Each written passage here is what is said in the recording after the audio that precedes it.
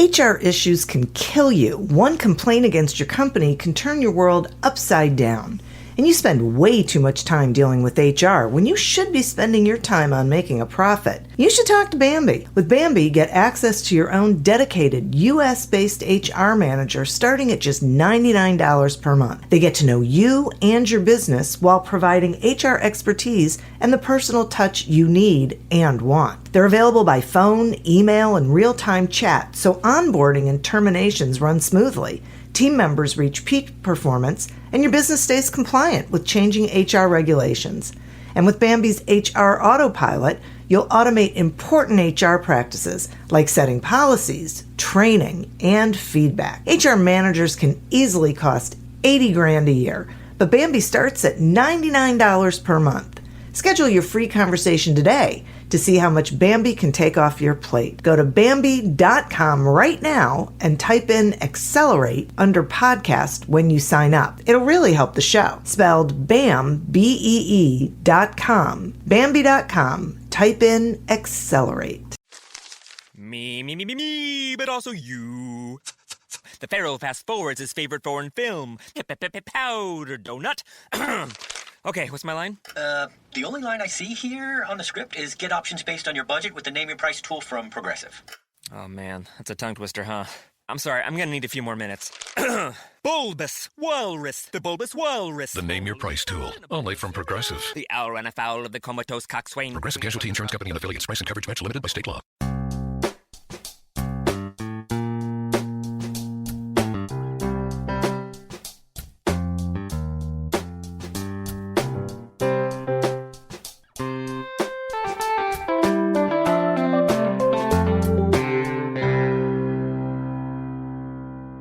Welcome to Accelerate Your Business Growth with your host, Diane Helbig. Diane is a leading small business development and leadership coach, author, and speaker who is passionate about sharing valuable ideas, tips, and techniques with business professionals worldwide. Diane brings you the world's experts and gurus in all things business. Whether it's sales, structure, social media, planning, or plateauing, guests bring their expertise and energy to each episode.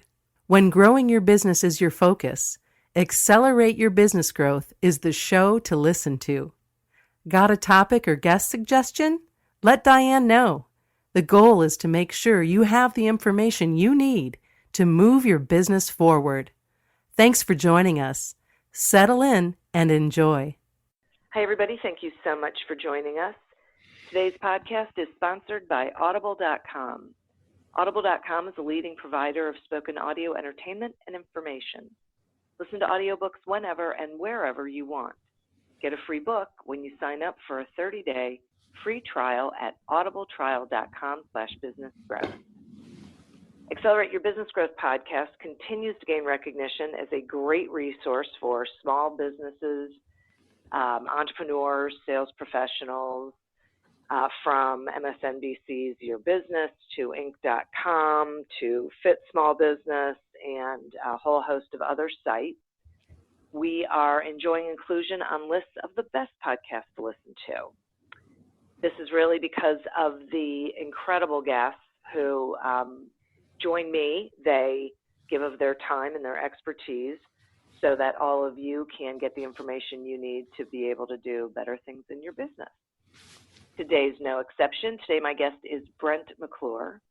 In 2010, Brent opened McClure Consulting, a firm focusing on CPA Services, business strategy, and virtual CFO services. A results-oriented senior executive and consultant with more than 20 years of success, Brent crosses many business verticals. He brings clarity and perspective to clients. His vast knowledge across a multitude of industries and expansive toolbox can help any business achieve new potential. Brent, thank you so much for joining me today. Oh, the pleasure is mine. Thank you so much for having me, Diane. Oh, I am thrilled. I have to tell you that I especially love that you bring clarity and perspective to your clients because those are two of my favorite things. So. Very good. Yes, we definitely think alike. And I love this whole concept of virtual CFO. I think it's so incredibly valuable for small business, and I don't think they even get the whole idea of CFOs. I think they're too small and whatnot. So I'm thrilled to have this conversation. Oh, absolutely. And I'm wondering if you would start by explaining what a virtual CFO is. Yeah, that's actually a good question. I get that question quite often. Just like you said, a lot of small to mid-sized business owners maybe think they're too small or don't understand the concept altogether. But a CFO to begin with is Chief Financial Officer. You've probably heard of those in major corporations, but actually mid-sized businesses and even some small businesses have those CFO or CFO roles as well. A virtual CFO, sometimes we call it outsourced CFO. I've heard people call it a CFO for hire. Basically has all the skills, leadership, training of a full-time CFO, but the difference is he or she is part-time or a part-time financial expert providing the right amount of guidance at definitely an affordable cost. And in this relationship, you're effectively renting or leasing their expertise. And the virtual piece of the virtual CFO in the equation means that the work is performed virtually, including phone calls, emails, Skype, or Hangouts or Zoom. We can use all those tools to meet virtually. And this allows you to get the support you need immediately while continuing to grow the business to a point where you can bring in, say, an in-house CFO or a more robust set of financial resources. And it's a much cheaper option than spending the vast amount of money it takes to hire a full-time CFO. Then you can continue to deploy capital and cash flow to sales activities that grow the top line and have a benefit of the expert working with you to validate your thinking and hopefully execute your strategy or come up with a new strategy. Okay, so I would imagine that there are people thinking, oh, okay, but I have all of my financials at my place of business, and I'm, consistently on a day-to-day basis having receipts and invoices and, on and on. So I get the whole being able to use Zoom and all of that, but really, how is it possible to do this virtually? Yes, very good question. And today's technology allows us to do this virtually. Most accounting software in today's world is in or can be in the cloud, like QuickBooks Online. Think about that. And SAP has online version. If you're a little bit larger than QuickBooks, many specialized industry software or accounting software is hosted in the cloud, or it's a SaaS version, software as a service version out there. So the virtual CFO can have access to your books through that way and actually review the financial statements or even help produce the financial statements from the virtual connection. Okay. So really, any of these businesses, if they have been doing everything, if they're new or really small or I don't know, maybe they got into business well before all this online stuff and they're doing stuff with paper, they can still get set up online so that they can get this kind of help. Absolutely. Okay. Absolutely. Okay. Very interesting. Okay. So does a virtual CFO, or does a CFO, forget the virtual for a second, does a CFO focus more on the past or on the future? Very good question. So normally a CFO would be focused on both, but in today's time, they're shifting their focus more to the future. It's normally the accountant or the bookkeeper that you have on staff that produces the information that you can distill into various financial reports that sort of tell you what happened. And that's going to be in your accounting software.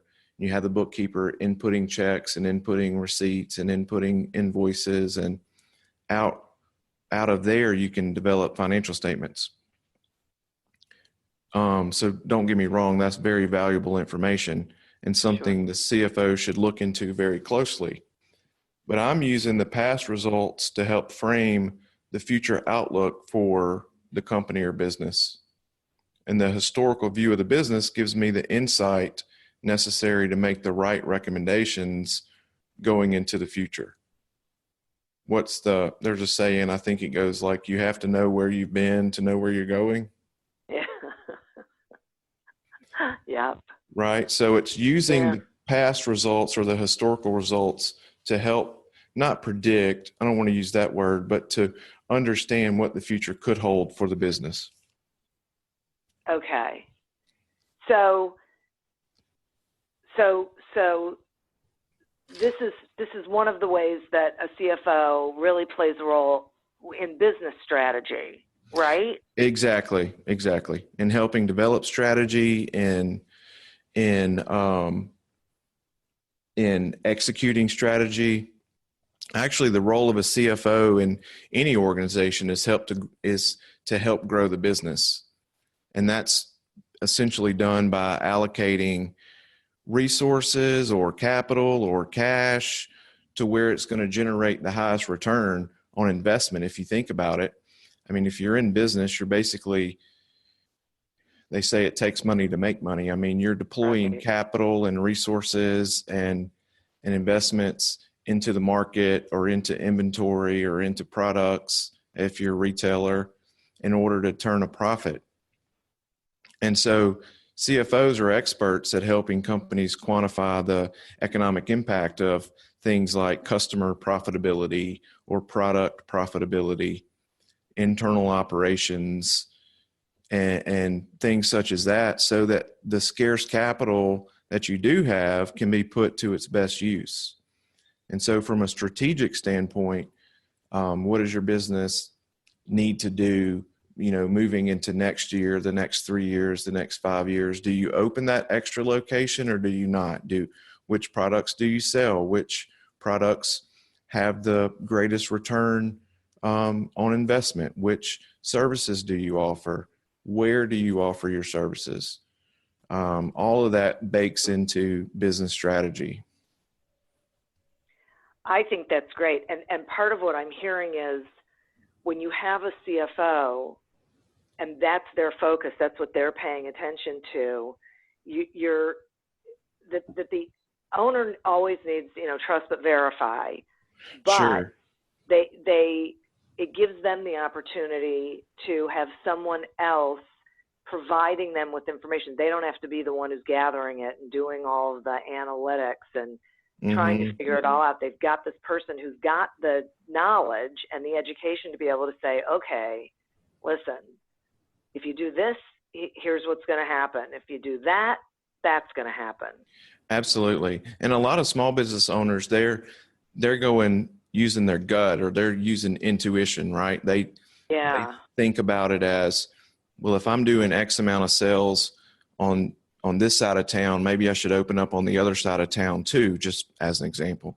But the CFO can tell you, can project what that will cost, what that will do to the current operation, what a second location looks like as far as cash flow, how long will it take to get operating. I mean, all of these things are in a CFO's wheelhouse, whereas the owner-operator, A, doesn't have time to pull this information together, and B, probably doesn't know what to do with it if they had it. Right, exactly. Right, so they'd spend all that time poring over numbers. They'd end up still going with their gut, which could be right or wrong. Could be right or wrong. You're exactly right. Yeah. Wow, that's really interesting. Okay, so if someone says, okay, this is something that I want to do, what is the first step that the CFO normally, implements in order to gather an understanding of the business? Yeah. Okay. Good question. So essentially, where do we start? Yeah. Well, since a virtual CFO or CFO in general comes with experience, and the virtual CFO part, they're going to operate on a contract basis. So he or she can be onboarded rather quickly. And I would say the first step is really a two-part step.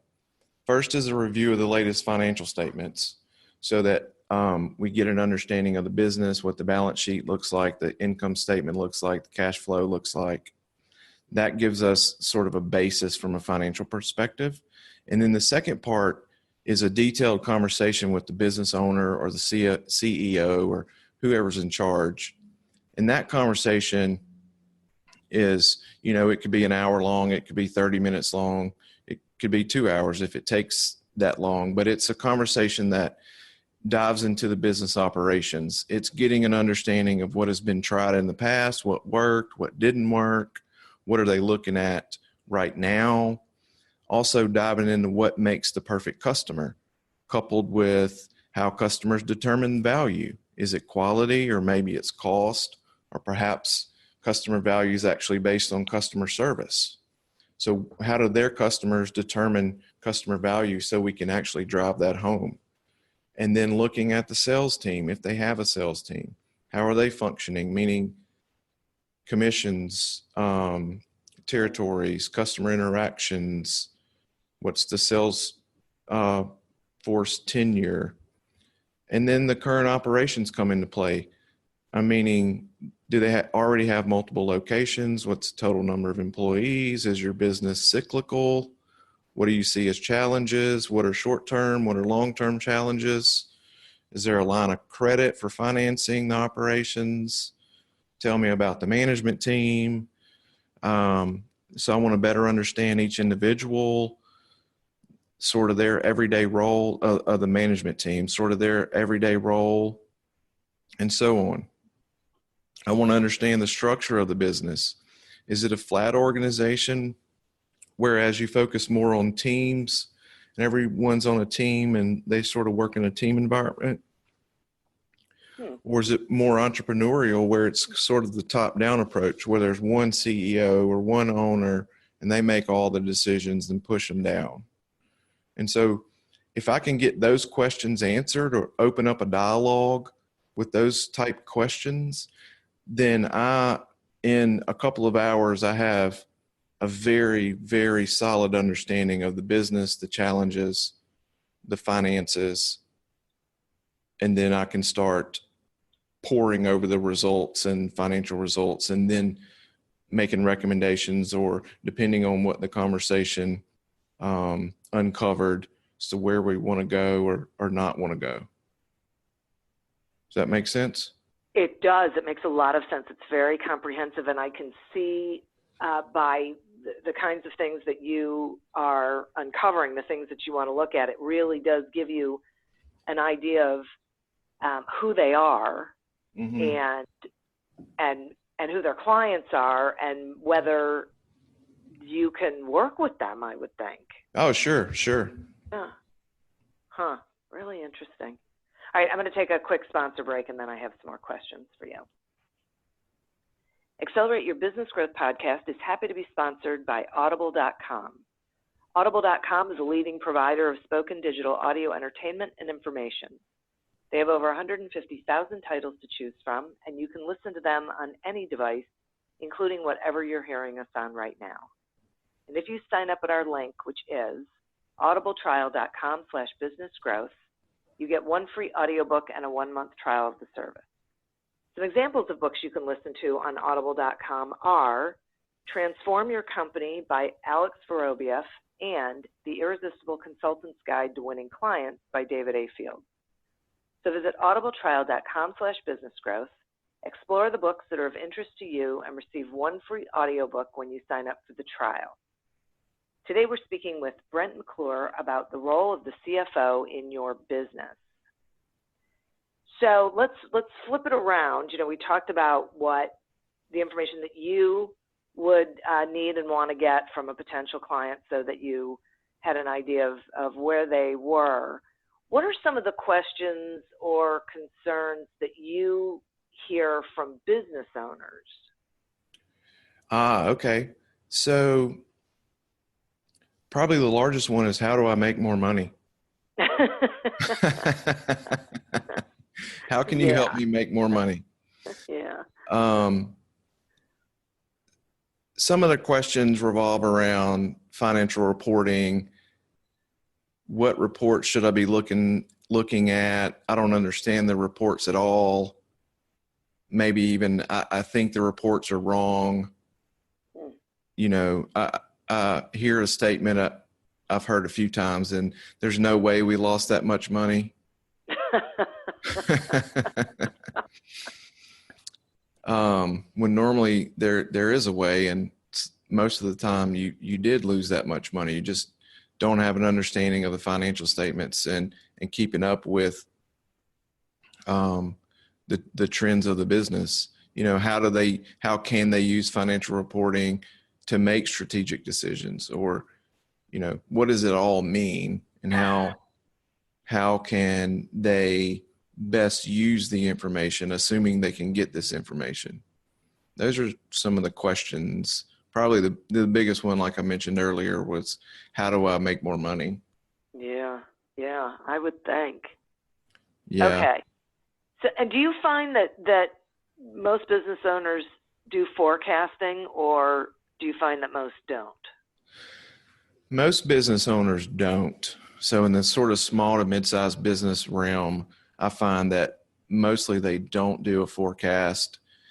They don't forecast earnings. They don't even forecast cash flow, which is a big pet peeve of mine. One of the things I offer, you know, pretty quickly is the look at a 13-week cash flow. Why it's 13 weeks, I'm not sure, but I use a 13-week cash flow, and that predicts the cash flow for the upcoming 13 weeks. So it looks at last week plus the upcoming 13 weeks, and predicts cash flow. And that really isolates problems. It also helps determine when they can spend money on, maybe it's an acquisition or more assets or new equipment, or maybe they have a big retail order. It helps understand what the weekly cash flow is. And that is a great forecast tool for business owners. Traditionally, I mean, I know business owners look at, how much money do I have in the bank? Or how much money do I think I'm going to get this week? But this tool takes it out, you know, even further than this week or next week. And it goes out, you know, a couple of months, and really drills into problems, or highlights problems or issues you may have around the corner that maybe they don't see right now. Oh, okay. Yeah. Okay. So what are some of those indicators that you help them track? So, Sure. So we have cash flow, but what else is there? So I call them KPIs, or key performance indicators, that I like. I have a handful that I like to track that really show you quickly how your business is doing, or how healthy your business is. So I'm going to track a liquidity risk. So are you running out of money? And I'm going to look at a current ratio or a quick ratio. And the current ratio is just current assets over current liabilities. So that's pretty easy to track from the balance sheet. And that tells me that sort of the health of the company from a current standpoint. Next up, I would want to look at leverage risk, the risk of having, you know, of being overly leveraged. But I could do that by looking at a debt to equity or a debt to asset ratio. And that would provide a snapshot into the amount of debt used in the business. And then lastly, of course, I'm going to track profitability. And I could do that by looking at a return on equity or a return on assets, whatever makes the most sense for that particular business. And the ratio by itself, just one ratio by itself, doesn't mean a whole lot. But if you track them over time, or internally benchmark them, so you have these same ratios tracked over, say, the last 12 months, then you can see the trend or the flow. If these ratios are going, some of these ratios are going down, then maybe you need to dig a little deeper to understand why, or you can compare them to an industry average, so you understand how your company is performing based on an industry average. So like if you're a roofer with $1 million in sales, you can go out and fetch the industry average for companies of that size in that business. And that kind of gives you some peace or frightens you a little bit, depending on how you stack up to the industry average. Oh, that's interesting. Yeah. I wonder how many people are doing that kind Not of thing. many. Yeah, not many. Yeah, I wouldn't think. Yeah, larger. That's another reason why CFOs are important. Yeah, absolutely. And, larger companies that have CFOs, they're doing this. I know they're tracking KPIs and industry averages where they can get them. And like you said, this makes it that much more important, because if you look at, business owners can kind of feel, hey, business is slowing down a little bit, but to be able to point to it, like last month was tremendously worse than the prior month, than the prior month, than the prior month. And you can point to that with facts and then project the future of what the future looks like the next 12 months and see where the ratios fall or where they're trending. It gives you a ton of insight into what decisions to be made from a strategic standpoint. Right. And so it sounds like for a lot of business owners, a downturn catches them by surprise. It does. Wow. Ugh. Yeah. And then, exactly. so then they're in reactive mode instead of being able to be prepared for it. Exactly. Always reactive. Yeah. Wow. Okay. Wow. So it leads me to a question about pipeline. Do they track their pipeline? Mm-hmm. Most business owners don't. And so if you think about a sales pipeline or your typical annual sales and broken down by month, if you're a seasonal business like a retailer, or if you're a service business and you have a sales force, they need some way to track leads, right? So Yeah. in the online world, we have sales funnels and they're a way to track those leads. And the same thing applies not online. And the sales force can track leads and put a weight on the lead. Like, this is a really hot lead. I think we're going to win this work if they're bidding the work. Or this is super cold and there's no chance we're going to get this work. And that's a 0% chance. And the other one might be a 70% chance. And that way, not only can you keep your pipeline full, you can know when it starts to get empty, right? And then that goes into your projections for the next 12 months. Your pipeline feeds those projections. And so sort of today what it looks like over the next 12 months. And then that can allow you to make strategic decisions. If you're on fire and your pipeline is bursting, then maybe you need more employees coming around the corner. So you need to plan for spending on more employees, and maybe you need more employees before you get the work, or maybe it's after you get the work. So those are all strategic decisions that you can gather from looking at things like a pipeline that would feed into a next 12 months type of projection. Yeah, I get it. It's interesting. I'm always curious about, why business owners don't. And I think I think there's so many reasons, but the value of doing it is so great when you're trying to grow and be able to cover everything. It's interesting. Yeah, it's such a great value tool. And I think business owners constantly operate just a little bit over their head. and they have so much on their plate, they just can't focus on everything, and that's one of the things that gets dropped. Right. It's sort of a leap of faith sort of thing instead of something strategic. Yeah, exactly. interesting. Wow. Okay, so some business owners, I would say probably many business owners, at some point want to be able to exit their business, and you know, I find that can either mean that they just close up shop, or they turn it over to employees or to a family member or something.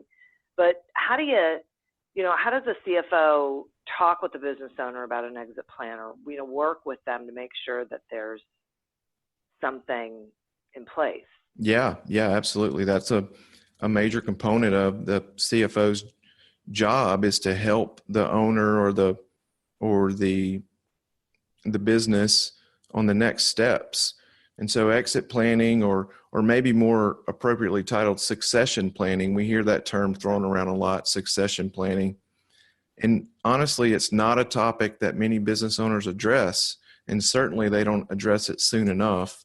Normally they wait until it's almost too late, and they're like, okay, today I'm ready to sell the business. Let's get rid of it in 30 days. And so I think many business leaders think that this exit planning is only for most prestigious companies or the larger corporations, because it seems succession planning sounds like a big word, and it seems complex and maybe not applicable to a smaller business, when in actuality, this type planning is it can be as simple as keeping the talent pipeline full so that new leaders can replace the older leaders or owners when they're ready to sell or retire. I mean, it could be as simple as that. Just make sure you have someone that can step into your role. And if that's the case, then you would want to sell the business to them, or you could sell the business to them. Right. And kind of depending on the structure, would depend on the talent pool makeup. And that sort of the structure almost determines that. I mean, structure like, is it an entrepreneurial kind of owner operator business, or is it, does it have a lot of levels? That determines who you can sell the business to, or who you should approach first. If you have a strong management team in place that can easily run the business without you, then maybe you want to just sell it to them, right? Or maybe you want to do an ESOP plan, employee stock ownership plan, and slowly exit the business. Or maybe you sell it to a private equity fund that's interested in your business type. If you're just an entrepreneurial owner operator and no one's in place to take over, then you're sort of forced into looking for an operations focused buyer, right? So you're looking for someone who's going to buy it and run it at the same time. Right. And not that that's a bad thing. I'm just saying that's an option. And so all of those layers go into exit planning. And it's sometimes a difficult conversation to have with an entrepreneur, because normally the business is their life, and they have been doing it for 30 years or 40 years, and it's all they know, and they're afraid of the next step, or make sure they get the full value of the business. So all of that goes into exit planning. Yeah, I think it is highly emotionally charged. Absolutely. Topic. Yeah. Of course, I think anything, because you're right, it's their baby, and so anything around their business is probably going to be emotionally charged. Yeah, exactly. Wow. This is such great information, and I have to tell you, so one of the things that I really appreciated about it is that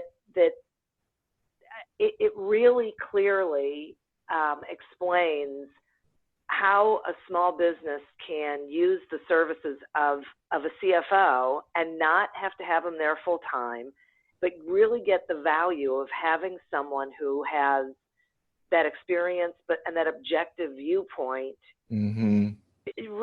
helping with some guidance, so the owner doesn't have to try and know everything, but can be sure they're making decisions that are going to be good for the business. Right, exactly.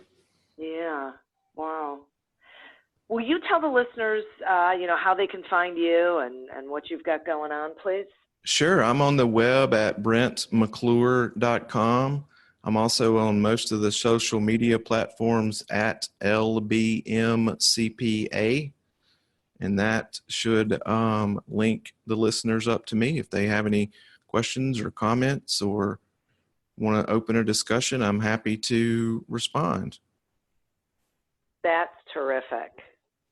I appreciate this so much. Thank you so much for explaining all of this and taking this time with me and with the listeners. I also like to thank the listeners because they're who we're doing this for, as well as our sponsor. Please remember to visit our sponsor to get your free trial and a free audiobook. You actually want to go to audibletrial.com/businessgrowth to sign up for that. As always, continue to prosper and be curious and gather the resources that you need in your business so you can continue to be successful. And until we meet again on another episode of Accelerate Your Business Growth, goodbye and good day. Me, but also you. The Pharaoh fast forwards his favorite foreign film, Powder Donut. Okay, what's my line? The only line I see here on the script is get options based on your budget with the Name Your Price tool from Progressive. Oh man, that's a tongue twister, huh? I'm sorry, I'm gonna need a few more minutes. Bulbous Walrus, the Bulbous Walrus. The Name Your Price tool, only from Progressive. The owl ran afoul of the comatose coxswain. Progressive Casualty Insurance Company and affiliates. Price and coverage match limited by state law. Great careers are forged out of great relationships. Your success, whatever your field, relies and thrives on the support and insights of others. I'm Andy Lapata, an author and speaker on the power of professional relationships. In the Connected Leadership podcast, I have the privilege of interviewing people from around the world to understand the relationships that have made a difference on their journey and how their insights can help you. From Nobel Prize winners to Olympians, from NASA astronauts to peace campaigners, my guests have shared some captivating moments from their lives and careers. Combined with experts from leading universities, cutting-edge authors and giants of business, the Connected Leadership podcast aims to inspire, educate and entertain.